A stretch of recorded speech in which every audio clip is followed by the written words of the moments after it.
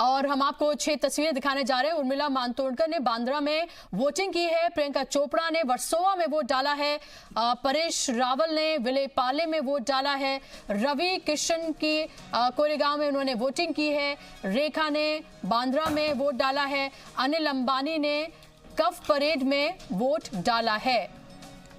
तो ये तस्वीरें, आप 6 तस्वीरें देख सकते हैं कि किस तरह से जो सेलिब्रिटीज हैं उन्होंने अपने वोट का इस्तेमाल किया है। और लगातार हम ये आपको बता रहे हैं कि ये सीट जो है वो चर्चा में तमाम दिन रहेगी, क्योंकि तमाम सितारे यहाँ पर जुटते रहेंगे और अपने वोट का इस्तेमाल लगातार करते रहेंगे।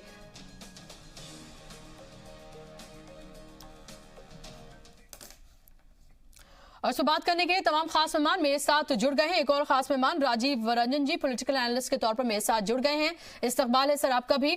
शुरुआत में डॉक्टर शोभा जी आपसे करना चाहूंगी कि आज जो जिन 71 सीटों पर वोटिंग हो रही है उनमें से 63% जो सीट्स हैं वो आपके पाले में गई थी 2014 में। 2014 से 2019 की बात करें तो कहते हैं ना कि बहुत पानी जो है वो बह चुका है और लोगों ने ये देखा कि किस तरह से काम किया गया है नरेंद्र मोदी के एक तरह से लीडरशिप में। तो आपको क्या उम्मीद है इस बार?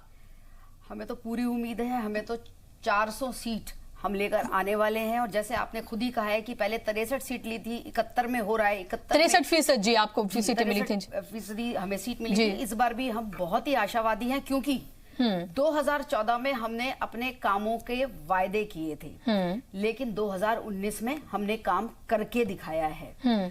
चाहे घरों में उज्ज्वला पहुंचाने की बात हो, चाहे 35 करोड़ लोगों को जनधन योजना के माध्यम से बैंक खाते खुलवाने की बात हो, मुद्रा योजना के माध्यम से लोन देने की बात हो, और जिस प्रकार से प्रखर राष्ट्रवाद को लेकर भारतीय जनता पार्टी चल रही है, जिस प्रकार से वो लोग जो कि भारत तेरे टुकड़े होंगे उनको बेगूसराय से प्रत्याशी बनाया जाता है, और वो आज यहाँ पर खड़े होकर इन ऐसे लोगों का जो पार्टियां राष्ट्र विरोधी हैं उनके साथ प्रचार में जुट रही हैं, ऐसे में एक बहुत करारा जवाब इस राष्ट्रवाद का ये सारी सीटें।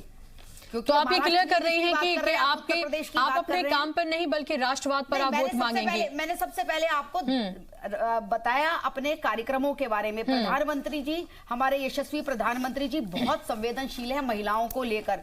जिस प्रकार मुस्लिम बहनों को 3 तलाक की बात उन्होंने करी है, और जिस प्रकार से वो मुस्लिम बहनों को, सारे समुदायों को सबका साथ सबका विकास की बात कर रहे हैं। हम तो विकास की बात करते हैं। जिस दिन से सत्ता के अंदर आए हैं प्रधानमंत्री जी का केवल एक ही नारा है, विकास विकास विकास। और विकास के साथ जब राष्ट्रवाद जुड़ जाता है तो सोने में सुहागा होता है। लेकिन मैं यहाँ पर बुशरा जी आपको कहना चाहती हूँ कि जब देश ही सुरक्षित नहीं है, जब देश के अंदर आंतरिक और बाहरी दोनों ताकतें दूसरी दिशा के अंदर चल रही हैं, ऐसे में ऐसे यशस्वी, ऐसे सुदृढ़, ऐसे सशक्त 56 इंच की छाती वाले प्रधानमंत्री हमको चाहिए। देश का बच्चा बच्चा, चाहे दूर प्रदेश के अंदर आप चले जाओ, चाहे आप झुग्गी झोंपड़ी के अंदर चले जाओ, चाहे गांवों में चले जाओ, चाहे अर्बनाइज्ड विलेजेस में चले जाओ, चलिए देखिए 23 मई को पता चल जाएगा कि आपके दावों में कितना दम है।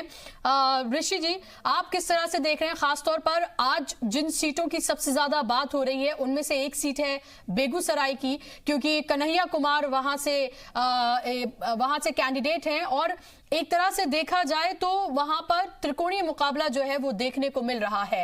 एक तरफ तनवीर हसन है यहाँ पर, और एक तरह से देखा जाए तो त्रिकोणीय मुकाबला। आप इस सीट को किस तरह से देखते हैं? बिल्कुल, सर्वप्रथम मैं ये बताना चाहूंगा कि देखिए इस फेज में जो चुनाव हो रही है उसमें सबसे ज्यादा जो दाव या स्टैक आप कहें बीजेपी का है, क्योंकि 71 में से 71 में से 45 बीजेपी के पास है, और एनडीए गठबंधन के हिसाब से देखें तो 56 सीट जो है बीजेपी एनडीए गठबंधन के पास है।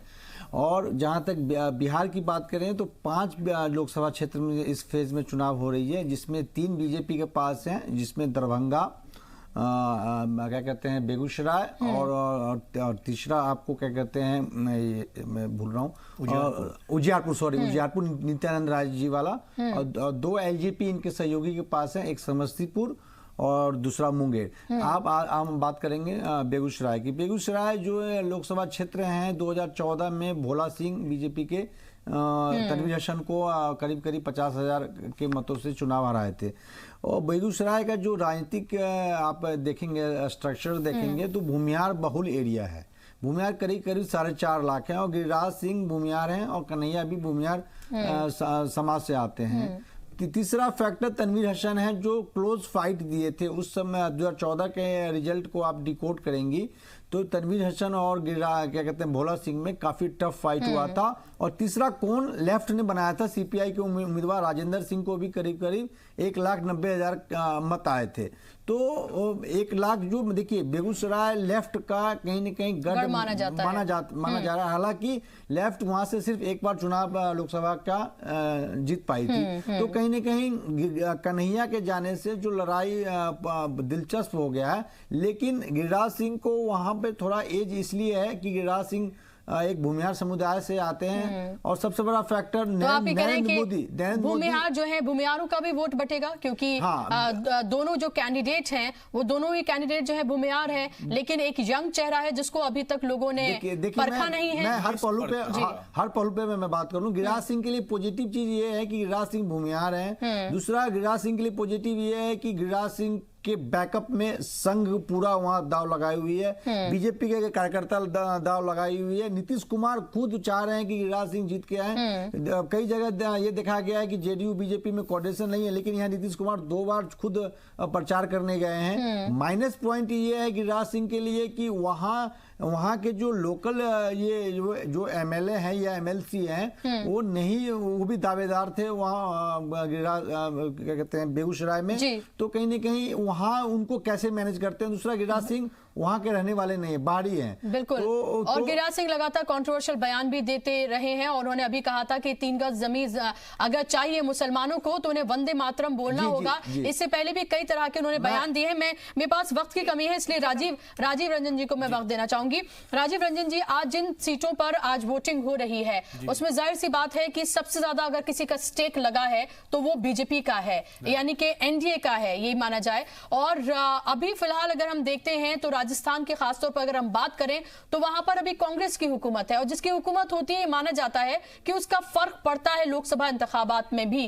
क्या आपको लग रहा है कि कांग्रेस पिछली बार से कितना अच्छा करेगी अगर खासतौर पर राजस्थान की बात करें? दूसरा जी, मैं एक चीज बताना चाहूंगा, जो आज जो 72 सीटों पर चुनाव हो रहे हैं जो 9 राज्यों में, और जहां तक राजस्थान की बात है, राजस्थान में 13 सीटों पर चुनाव हो रही है आज के डेट में। तो इस बार का जो मुद्दा है एक्चुअली लोकसभा और विधानसभा में हमने देखा था कि कांग्रेस ने वहां पे जीत हासिल की थी और उसकी गवर्नमेंट बनी थी। बट जो लोकसभा का जहां तक मुद्दा है, यहाँ पे जहां भारत सरकार का प्रधानमंत्री चुनने का मुद्दा जहां पे है, तो वहां का जो क्लियर कट जो पिक्चर सामने आ रहा है बुसरा जी, उसके तहत एनडीए की जो गवर्नमेंट है और एनडीए के जो सीट्स हैं, इस बार वो सारे सीट्स वो आने वाले हैं क्योंकि जो जितने भी लोग हैं, जितने भी वोटर्स हैं, उस चीज को देख रहे हैं। राष्ट्रवाद और राष्ट्रीय सुरक्षा की बात कर रहे हैं, विकास की बात कर रहे हैं और देश को जो परम वैभव पे ले जाने की बात की जा रही है कि हम भारत वर्ष को परम वैभव पे कैसे ले जा सकते हैं, तो उसकी परिकल्पना कर रहे हैं। इतनी शायद बीजेपी भी आश्वस्त नहीं होगी जितने आप आश्वस्त नजर आ रहे हैं कि 13 जो है। चलिए फिलहाल इतना ही।